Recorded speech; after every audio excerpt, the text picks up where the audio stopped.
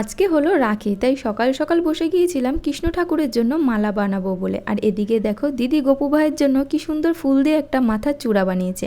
এই দেখো আমার মালা বানানো কমপ্লিট ঠাকুরের জন্য। আর যেই বীজ দিয়ে এই মালাটা বানিয়েছি সেই বীজটার নাম হলো বৈজয়ন্তী মালা। এই মালা শ্রীকৃষ্ণের খুব পছন্দের মালা, কারণ রাধারানী নিজের হাতে এই মালা কিন্তু তাকে বানিয়ে দিত।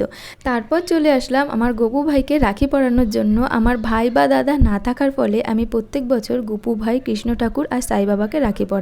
গোপু ভাইকে রাখি পরানোর পর সাই বাবাকেও রাখি পরিয়ে নিলাম। আর এই দেখো বৈজয়ন্তী মালার বীজ দিয়ে গোপু ভাইকেও একটা মালা বানিয়ে দিয়েছি। এরপর মন্দিরে আসতেই দেখলাম এখানে কীর্তন হচ্ছিল, আর তারপর কাকি আরতি সেরে নিল।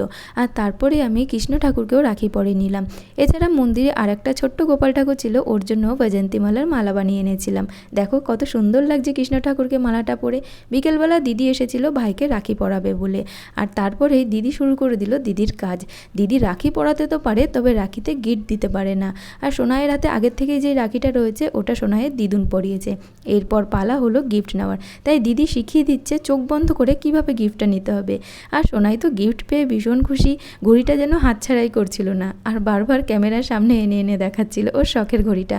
তারপর এক প্রকার জোর করে দিদি ভাইকে হামু দেওয়ার পর চলে আসলো দাদানের কাছে দাদানকে রাখি পরাবে বলে। ওই যে একই রাখি পরাতে পারে, তবে গিফট দিতে পারে না। আজকের দিনটা আমাদের এমনভাবেই কাটলো। ভিডিওটা তোমাদের কেমন লাগলো জানিও।